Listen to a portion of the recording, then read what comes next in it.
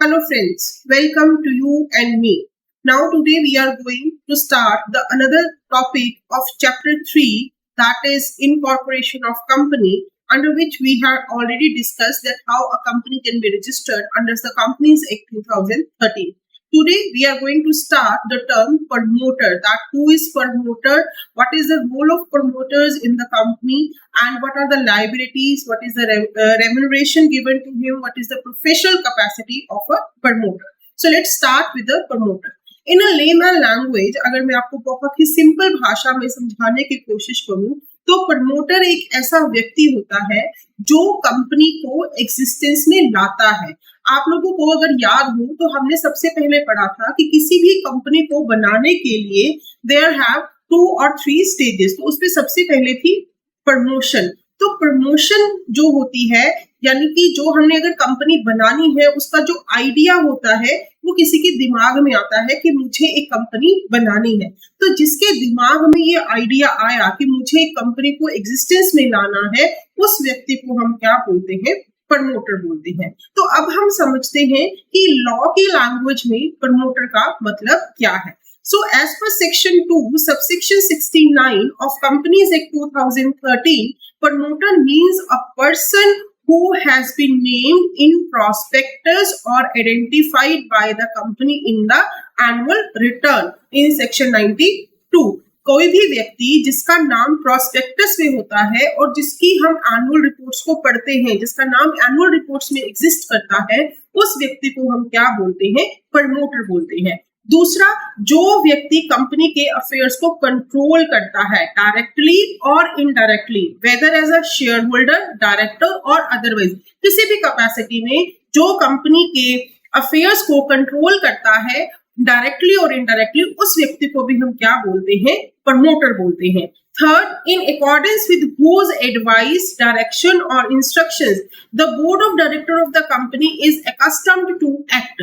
जितने भी कंपनी के बोर्ड ऑफ डायरेक्टर्स है, जिसकी एडवाइस के हिसाब से, जिसकी डायरेक्शन के हिसाब से, जिसकी इंस्ट्रक्शंस के हिसाब से काम करते हैं, उस व्यक्ति को हम क्या बोलते हैं, प्रमोटर बोलते हैं। तो अगर मैं इन 3 पॉइंट्स का क्रक्स निकालने की कोशिश करूं तो वो व्यक्ति जो कंपनी के अफेयर्स को कंट्रोल करता है, जो कंपनी को एडवाइस करता है, जो कंपनी को डायरेक्शंस देता है कि किस तरह से हमने अपने बिजनेस को आगे बढ़ाना है, जिसका नाम प्रोस्पेक्टस में है as a shareholder, as a director वाई और एनी अदर कैपेसिटी, उस व्यक्ति को हम क्या बोलते हैं, प्रमोटर बोलते हैं। So next is provide that nothing in sub clause C shall apply to a person who is acting merely in professional capacity. Person who initiate promotion of a company are known as promoter. कोई भी व्यक्ति जो company को बनाने के लिए, उसको promote करने के लिए इनिशिएटिव लेता है, जो आगे आता है, जिसके दिमाग में सबसे पहले आता है कि मुझे ये कंपनी बनानी है, जो कंपनी के रजिस्ट्रेशन प्रोसेस को ध्यान से पढ़ता है, उसकी तरफ स्टेप फॉरवर्ड करता है, जो कंपनी के मेमोरेंडम ऑफ एसोसिएशन बनाता है, जो प्रोस्पेक्टस बनाता है, जो उसके रूल्स एंड रेगुलेशंस बनाता है, उस व्यक्ति को हम क्या बोलते हैं, प्रमोटर बोलते हैं। So this is the meaning of promoter in a law language. Next is professional capacity. It should, however, be noted that person acting only in a professional capacity, that is solicitor, banker, accountant, are not regarded as promoter. This is very important to keep in mind कि जो व्यक्ति, अब promoter जो है वो अकेला तो नहीं ना कंपनी बना सकता, तो उसको दूसरे लोगों की भी जरूरत पड़ती है। वो बैंक के पर्सन से डील करता है, वो अकाउंटेंट रखता है, वो सॉलिसिटर रखता है, ताकि आगे जाके अगर लॉ के कोई भी काम पड़े तो उससे वो सलाह ले सके। तो ऐसा कोई भी व्यक्ति जो है वो भी आप प्रमोटर की कैटेगरी में काउंट नहीं कर सकते। तो there are certain examples of promoters, that is the promoter may be an individual or a body corporate. For example, JRD Tata, the promoter of Tata Group, GD Birla, the promoter of Birla Group, Dhirubhai Ambani, who is the promoter of Reliance Group. तो ये लोग थे जिनके दिमाग में सबसे पहले आया कि हमने कंपनी को क्या करना है, शुरू करना है। So that's why they are known as the promoter of these famous companies in India. Next is what are the various duties of promoter. तो सबसे पहले जो आपको ध्यान में रखना है कि प्रमोटर वो होता है जो कंपनी की ग्रोथ के लिए काम करता है।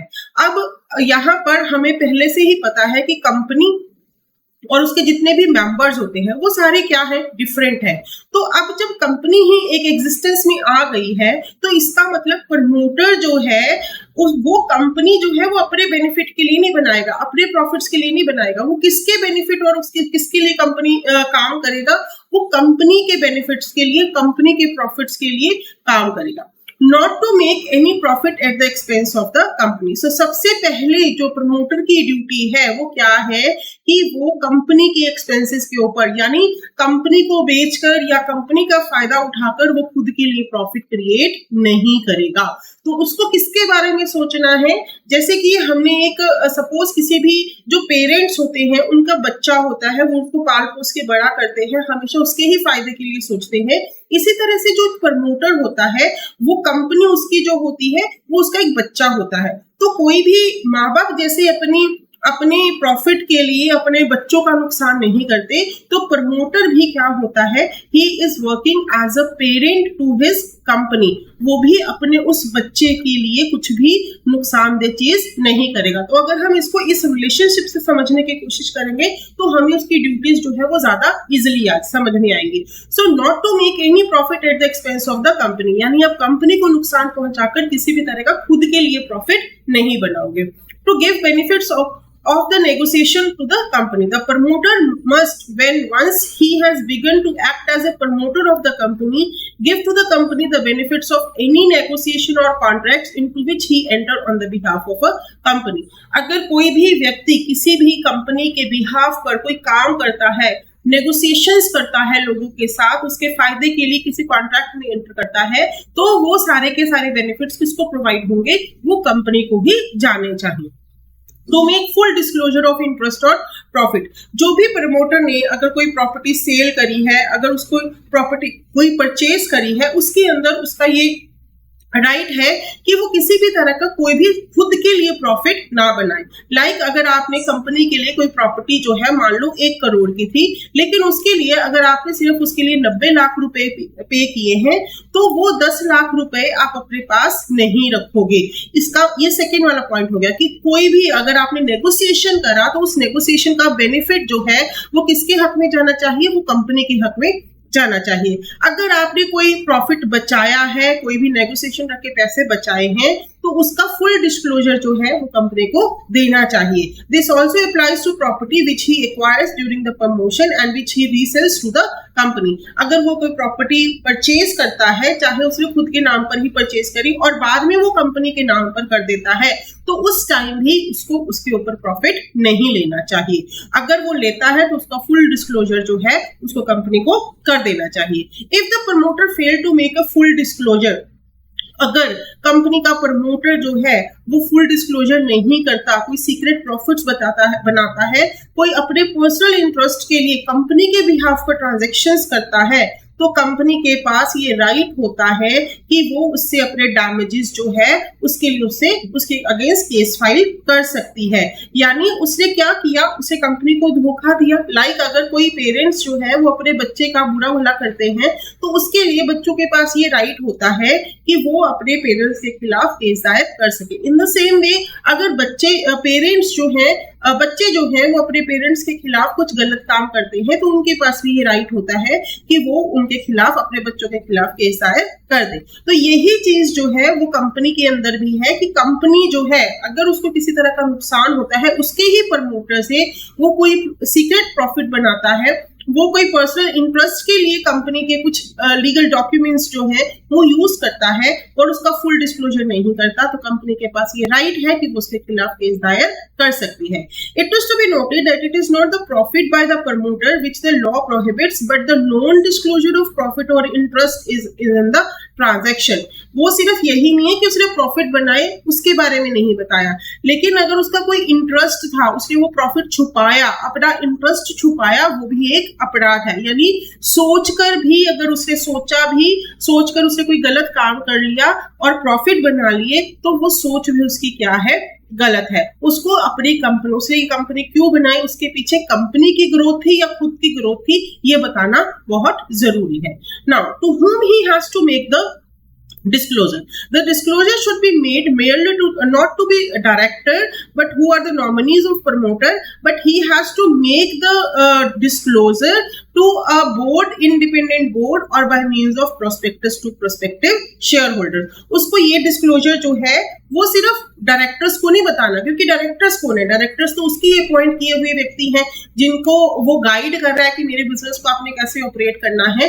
तो उसको प्रोस्पेक्टस में भी अगर उसका कोई पर्सनल इंटरेस्ट है, उसने कोई प्रॉफिट्स बनाए हैं, तो उसकी जानकारी जो है वो इंडिपेंडेंट बोर्ड को भी देगा और प्रोस्पेक्टस में रिस्पेक्टिव शेयर होल्डर्स को भी उसको ये बताना चाहिए। Next is remuneration of promoter. अगर कोई प्रमोटर जो है वो कंपनी के लिए काम कर रहा है तो क्या उसको कोई सैलरी मिलनी चाहिए?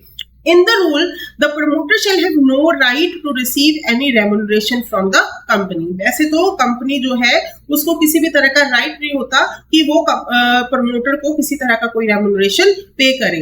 रिकवर द एक्सपेंसेस, कोई भी जो भी उसने इनकॉर्पोरेटेड कॉन्ट्रैक्ट्स किए होते हैं उसके बदले में वो अपने एक्सपेंसेस को रिकवर कर सके। लेकिन अगर आफ्टर इनकॉर्पोरेशन जब कंपनी बन जाती है तो उसने उसके साथ कंपनी के साथ कोई कॉन्ट्रैक्ट एंटर किया और उसमें वो लिख देती है कि हम आपको रेम्यूनरेशन पे करेंगे, तब वो आर्टिकल के अकॉर्डिंगली वो उसको रेम्यूनरेशन जो है वो पे कर सकते हैं। Even where the article provides that the company shall pay remuneration to the promoter और reimburse expenses incurred by them, such a provision is not binding on the company.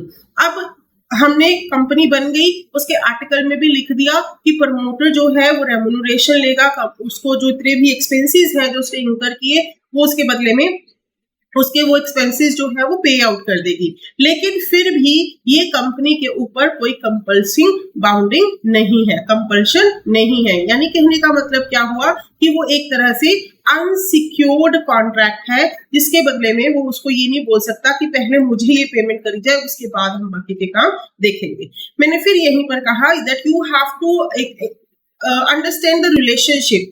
जैसे एक पिता जो है वो अपने बच्चे के लिए सारे काम करता है और बदले में अगर बच्चा कहे कि ठीक है मैं आपको इसके बदले में आपकी देखभाल करूंगा, आपको प्रॉपर फैसिलिटीज प्रोवाइड करूंगा, लेकिन वो उसकी एक बाइंडिंग नहीं है, वो एक उसकी वी कैन से रिगार्ड से वो ऐसा काम करते हैं। तो इन द सेम वे जो कंपनी है, जो प्रमोटर है वो उसका क्या है? पिता है, और जो बच्चे हैं वो कंपनी जो है वो रिगार्ड से उसके लिए ये सब कुछ कर सकती है, बट उसके ऊपर कंपल्शन बाइंडिंग नहीं है।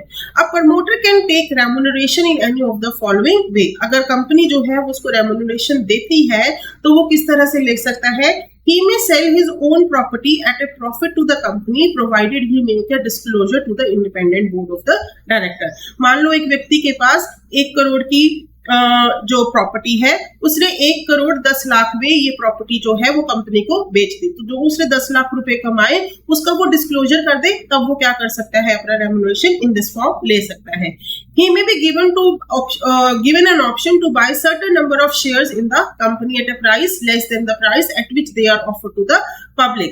जो एक पब्लिक को, मान लो हम पब्लिक को 100 रुपए का शेयर देते हैं तो हम उसको ये ऑफर दे सकते हैं कि आप ये शेयर्स जो है वो 80 रुपए में हमारे से खरीद सकते हो। So in this way we can pay the regard to the promoter. He may be paid a commission on the shares sold by him. अगर वो कोई शेयर कंपनी के सेल करता है अपने रिलेशंस के साथ, अपने कॉन्टैक्ट्स के साथ, तो उस शेयर्स जितने भी उसने शेयर सेल करे तो उसका 10%, 20%, what ever is the agreement, उसके हिसाब से उसको कमीशन पे की जा सकती है।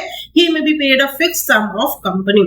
उसको एक फिक्स सैलरी भी हम जो है वो पे कर सकते हैं। So these are the way through which a promoter can be get the remuneration from the company. Now, what are the remedies available to the company against the promoter who make a secret profit and does not disclose the same? अगर कोई promoter जो है वो secret profits बनाता है और ये company के इंडिपेंडेंट बोर्ड के आगे शेयर प्रोस्पेक्टिव शेयर होल्डर्स को वो नहीं बनाता, तो फिर हम क्या रेमेडीज, कंपनी के पास क्या राइट्स अवेलेबल है? कंपनी जो है उसके साथ किया हुआ कॉन्ट्रैक्ट जो है वो कैंसिल कर सकती है।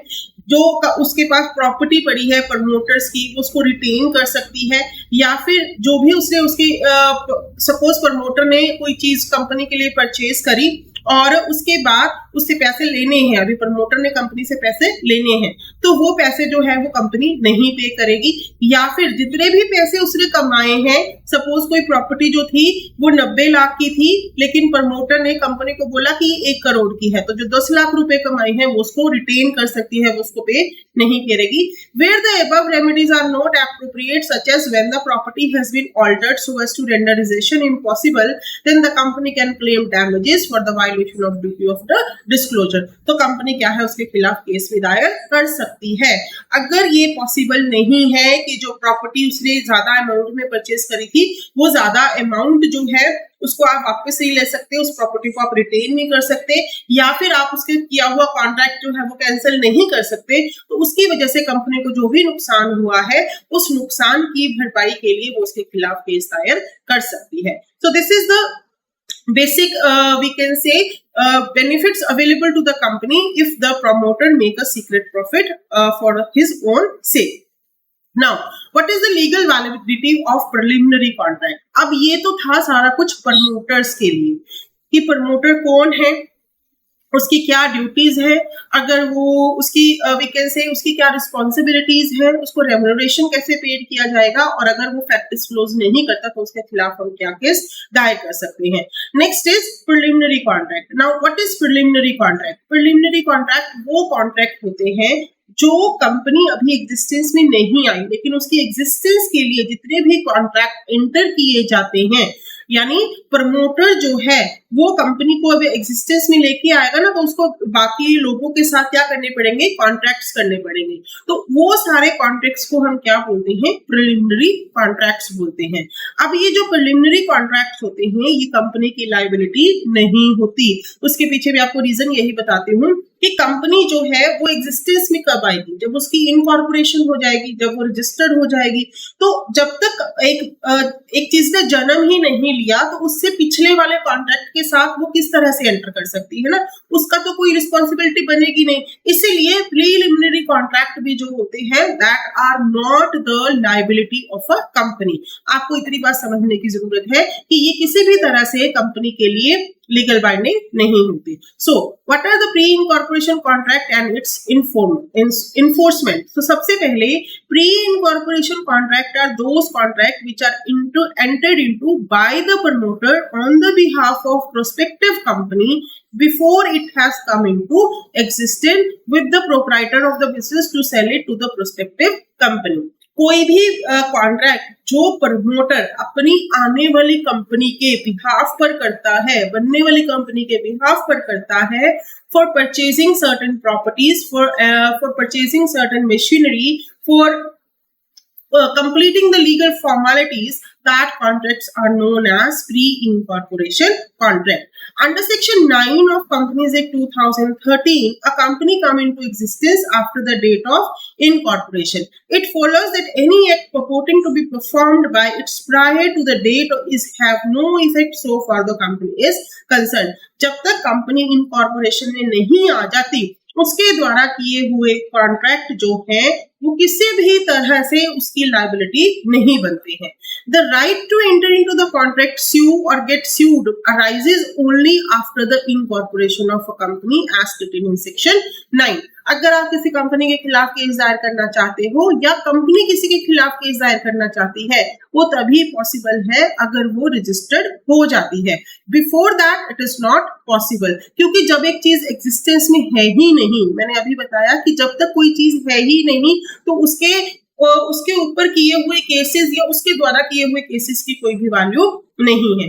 Any contract entered into the name of the company becomes void ab initio as there are no two parties to the contract, one party does not exist. अभी मैंने बताया ना कि कंपनी एग्जिस्टेंस में कब आती है, इनकॉर्पोरेशन के बाद। तो जब एक चीज एग्जिस्टेंस में है ही नहीं तो कॉन्ट्रैक्ट कहां से हुआ? कोई भी कॉन्ट्रैक्ट जो है, अगर आपको पता हो तो कॉन्ट्रैक्ट की फर्स्ट हमारी नेसेसिटी क्या है, एसेंशियल एलिमेंट्स क्या है कि there must be two party. तो जब एक पार्टी है ही नहीं तो कॉन्ट्रैक्ट कहाँ से होगा, और जब एक पार्टी ही नहीं है तो वो कॉन्ट्रैक्ट क्या है, वॉइड एब इनिशियो, शुरू से ही वो कॉन्ट्रैक्ट गलत है।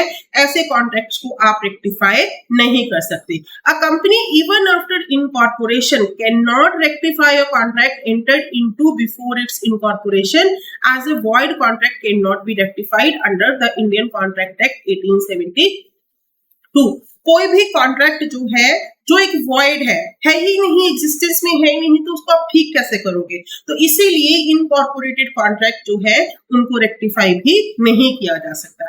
Hence the vendor cannot sue or sued by the company in respect of a contract even after its incorporation। इसीलिए अगर किसी व्यक्ति ने कोई प्रॉपर्टी बेची, कोई सामान बेचा, वो कंपनी के खिलाफ केस दायर नहीं कर सकती अगर कंपनी को बाद में पता लगा कि जो कंपनी है वो रजिस्टर्ड हो गई है और वेंडर ने उसको सामान बेच दिया है। ना तो कंपनी कर सकती है, ना ही वो वेंडर कर सकता है कंपनी के खिलाफ। The only alternative available to the company is that it shall enter into a new contract after incorporation to give the effect to the old contract। अब वो क्या कर सकती है, अब कंपनी के पास अगर उसको लग रहा है कि किसी ने धोखा दे दिया तो वो नए कॉन्ट्रैक्ट में एंटर कर सकती है और फिर जो भी उनकी जो बातचीत थी उसके हिसाब से वो कॉन्ट्रैक्ट जो है वो आगे बढ़ सकता है। बट मैंने फिर यहीं पर बोला कि पिछला कॉन्ट्रैक्ट जो है वो रेक्टिफाई नहीं होगा, उसको क्या करना पड़ेगा, they have to make a new contract, उनको एक नया कॉन्ट्रैक्ट बनाना पड़ेगा। The adoption of pre-incorporation contract by the company will not create a contract between the company and other party, even though the option of the contract is made as one of the object of the company in its memorandum of association। यानी अभी मैं बार बार आपको यही बता रही हूँ कि जो भी प्री इनकॉर्पोरेटेड कॉन्ट्रैक्ट होते हैं वो किसी भी तरह से कंपनी की बाइंडिंग नहीं, कंपनी के ऊपर लीगल एक्शन नहीं ले सकते, क्योंकि कोई वॉइड कॉन्ट्रैक्ट जो एग्जिस्टेंस में एक पार्टी है ही नहीं, जो कॉन्ट्रैक्ट एग्जिस्टेंस में आया ही नहीं, वो किसी भी तरह से ठीक नहीं हो सकती। Principle of constructive, under the principle of constructive notice, every person entering into a contract with a company is presumed to have knowledge of its document such as memorandum, article of association passed by a member, as these are public document available for the security at the registered office of a company। जितने भी लोग हैं, अगर company अपने memorandum of association में ऐसे किसी pre incorporation contract के बारे में लिख लेती है, तब भी वो लोगों के ऊपर जो भी उसके memorandum of association, article of association को साइन करते हैं, उनकी ये नॉलेज में होना चाहिए कि ये कॉन्ट्रैक्ट जो है वो कंपनी ने अडॉप्ट कर लिए हैं, इसमें लिखे हुए हैं। लेकिन अगर कोई भी व्यक्ति, कंस्ट्रक्टिव नोटिस मतलब under the principle of constructive notice, every person, जो भी पर्सन किसी भी कॉन्ट्रैक्ट में एंटर कर रहा है तो ये ऑलरेडी उसकी नॉलेज में होना चाहिए कि नया कॉन्ट्रैक्ट जो है वो कंपनी ने बना लिया है, और ये सारा कुछ प्रिज्यूम्ड हो जाता है जब वो मेमोरेंडम, आर्टिकल ऑफ एसोसिएशन को साइन करते हैं। Hence, a person who enters into a pre-incorporation contract with the promoter does not so it's an on parent। अगर कोई व्यक्ति प्री इनकॉर्पोरेटेड कॉन्ट्रैक्ट में, जो कि उसने अपने मेमोरेंडम ऑफ एसोसिएशन में लिखे और जो उसने आर्टिकल ऑफ एसोसिएशन में लिखे, वो अपने रिस्क पर कर रहा है, उसको साइन कर रहा है, तो वो अपने रिस्क पर साइन कर रहा है क्योंकि उसको पता लग गया है कि जो ये कंपनी की लायबिलिटी नहीं है, वो किसकी लायबिलिटी बनेगी, वो लायबिलिटी जो है वो उसकी खुद की लायबिलिटी बनेगी। Indian contract act, however, in evaluating the liability of company is pre incorporated contract, the provision of section 70 of Indian contract act 87 must be considered. जब भी हम ये प्री इनकॉर्पोरेटेड कॉन्ट्रैक्ट की लायबिलिटीज की बात करते हैं तो उसके लिए हम सेक्शन 70 में दिए हुए प्रोविजंस को कंसीडर करते हैं, which clearly state that whether a person lawfully does anything for another person or deliver anything to him without intending to do so gratuitously, and such other person enjoy the benefits there, the latter is bound to make compensation to the former in respect of restore the things so done or delivered। अगर कोई व्यक्ति अपनी इच्छा से, यानी ग्रेचुइटली अपनी इच्छा से कोई चीज देता है, कोई काम करता है, लॉफुली कोई भी काम करता है, तो दूसरा व्यक्ति जो इसके बेनिफिट्स ले रहा है उसकी ये रिस्पॉन्सिबिलिटी बन जाती है कि अगर वो कोई काम सही से नहीं करता तो वो उसके लिए उसको कंपनसेशन पे करेगा. Now, what is the liability of promoters under the incorporated contract? Person who act for the intended company remains personally liable to the vendor. अगर प्रमोटर जो है, जो भी व्यक्ति प्री इनकॉर्पोरेटेड कॉन्ट्रैक्ट में एंटर करता है वो उसकी पर्सनल लाइबिलिटी होती है, वो कंपनी की लाइबिलिटी नहीं होती. It is therefore safer for the promoter acting on behalf of the company about to form provided in the contract that if company make a fresh contract in term of pre incorporated contract the liability of promoter shall come to an end. अगर promoter जो है वो company के behalf पर कोई भी contract करता है, इनकॉर्पोरेट कॉन्ट्रैक्ट करता है, तो वो कंपनी के साथ एक नया कॉन्ट्रैक्ट बना लेगा कि जैसे ही हम लोग नया कॉन्ट्रैक्ट बनाएंगे तो उसके बाद मेरी लाइबिलिटीज जो हैं वो इन कॉन्ट्रैक्ट के प्रति क्या हो जाएंगी, खत्म हो जाएंगी. If the company does not make a fresh contract with in a limited time period either of the parties may resign the contract. अगर कोई प्रमोटर अगर मान लो वो कंपनी के साथ कॉन्ट्रैक्ट बनाता है कि जैसे ही हम दोनों जैसे ही कंपनी जो है वो एग्जिस्टेंस में आती है और उसके बाद अगर आप इनकॉर्पोरेटेड कॉन्ट्रैक्ट को लेते हो तो मेरी लाइबिलिटी खत्म हो जाएगी. लेकिन अगर आप ये लाइबिलिटी नहीं लेते हो, ये कॉन्ट्रैक्ट नया नहीं बनाओगे, तो उसी टाइम से दोनों पार्टीज में से कोई भी व्यक्ति जो है इस कॉन्ट्रैक्ट क्या कर सकता है, खत्म कर सकता है. तो ये एक छोटी सी फैसिलिटी जो है वो प्रमोटर के पास अवेलेबल है. Otherwise the wholly solely responsibility of incorporated contract is remain with the person who enters into the contract with the promoter. वो प्रमोटर के खिलाफ केस दायर कर सकता है, वो प्रमोटर को या इंडिविजुअल पर्सन को लायबल ठहरा सकता है, पर वो कंपनी को लायबल नहीं ठहरा सकता. तो यहाँ पर अगर मैं इस पूरे चैप्टर का क्रक्स निकालूं तो क्या निकला टॉपिक का कि प्रमोटर जो है वो कौन है, एक कंपनी का पिता है, एक जो उसको जन्म देता है, जो इसकी एग्जिस्टेंस के लिए, वो उसके बेनिफिट्स के लिए सारे काम करता है. वो उसको धोखा नहीं दे सकता. अगर वो अपने ही लगाए हुए पेड़ को काटना शुरू कर देता है तो नुकसान किसको होता है, प्रमोटर्स को ही होता है. और प्रमोटर्स के द्वारा जितने भी कॉन्ट्रैक्ट एंटर किए जाते हैं उन सबकी लायबिलिटी किसकी रहती है, प्रमोटर्स की रहती है. इससे पहले कंपनी की एग्जिस्टेंस से पहले जितने भी कॉन्ट्रैक्ट बनाए जाते हैं उसके लिए वो इंडिविजुअल पर्सन रिस्पॉन्सिबल होता है, वो कंपनी जो है रिस्पॉन्सिबल नहीं होती. अगर आपको अभी भी कोई इस चैप्टर में डाउट रह गया है तो kindly comment me in the comment section. And if you are liking my videos and lectures then kindly like, share and subscribe, you and me. Thank you.